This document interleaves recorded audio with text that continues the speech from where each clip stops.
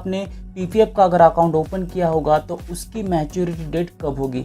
तो इसके लिए बहुत सारे लोगों को हम अगर क्वेश्चन करते हैं कि क्या आपको आपकी पीपीएफ अकाउंट की मैच्योरिटी डेट पता है या कितनी होती है, तो बहुत सारे लोग यहाँ पे एक ही आंसर आता है कि वो 15 साल है, लेकिन एक्चुअल में 15 साल है या 16 साल तक जाता है। तो इसके लिए यहाँ पे समझ लीजिएगा कि सबसे इम्पॉर्टेंट पॉइंट है, आपने चाहे किसी भी दिन आपका अकाउंट ओपन किया होगा, आपकी मैच्योरिटी डेट 1 अप्रैल रहेगी, यानी कि जो फाइनेंशियल ईयर है उसके हिसाब से यहाँ पे मैच्योरिटी डेट कैलकुलेट होती है, क्योंकि 1 अप्रैल को आपका फाइनेंशियल ईयर स्टार्ट होता है। तो इसीलिए चाहे किसी भी दिन आपने स्टार्ट किया हो, आपका मैच्योरिटी डेट 1 अप्रैल रहेगा। लेकिन आपके चाहे वो 15 साल होंगे या 15 से कम होंगे या 15 से ज़्यादा होंगे, वो किस तरीके से कैलकुलेट होते हैं। जैसे कि मैंने बताया कि जो फाइनेंशियल ईयर्स यानी कि वित्तीय वर्ष है वो 1 अप्रैल को स्टार्ट होता है और 31 मार्च को ये ख़त्म होता है। तो इसी हिसाब से आपका जो है वो पीपीएफ का अकाउंट जो है उसका मैच्योरिटी डेट कैलकुलेट होता है। तो इसके लिए हम एग्जांपल लेंगे।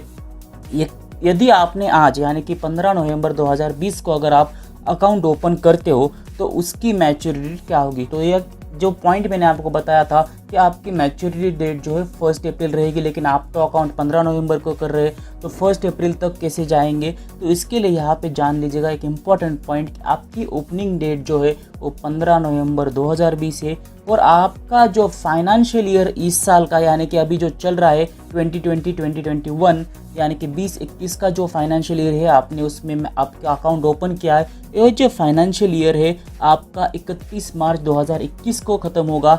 और जिस दिन आपका करंट फाइनेंशियल ईयर ख़त्म होगा, यानी कि जिस साल में आपने पीपीएफ अकाउंट ओपन किया है उस साल का जो फाइनेंशियल ईयर ख़त्म होगा, वहाँ से आगे अगर आप 15 साल कैलकुलेट करते हैं तो आपकी मैच्योरिटी डेट यहाँ पे होगी। यानी कि जैसे कि मैंने आपको बताया कि ये जो 15 नवंबर 2020 को आपने जो अकाउंट ओपन किया है उसका फाइनेंशियल ईयर ख़त्म होता है 31 मार्च 2021 को, और 2021 में अगर आप 15 ऐड करते हो यानी कि 15 ऐड करते हो तो 1 अप्रैल 2036 को यानी 2036 को आपका मैच्योरिटी डेट जो है पीपीएफ अकाउंट का हो जाएगा। तो यहाँ पे लगभग आपको कितने दिन तक होल्ड करके रखना पड़ेगा अकाउंट को, तो 15 साल जो है 1 अप्रैल 2021 से 2036 तक।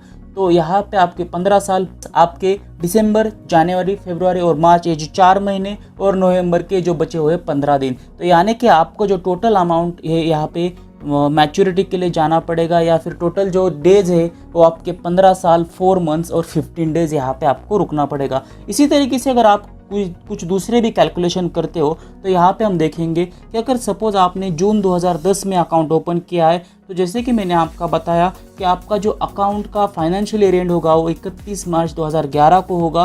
तो आपको लगभग मैच्योरिटी ख़त्म करने के लिए 15 ईयर्स और 10 मंथ्स तक रखना पड़ेगा।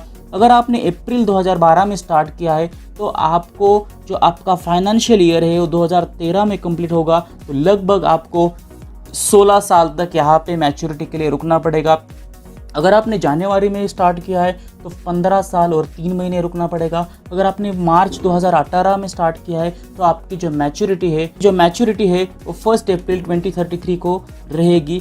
तो यहाँ पे आपका जो मैच्योरिटी के लिए रुकना का जो पीरियड है वो 15 ईयर्स और 1 मंथ का है।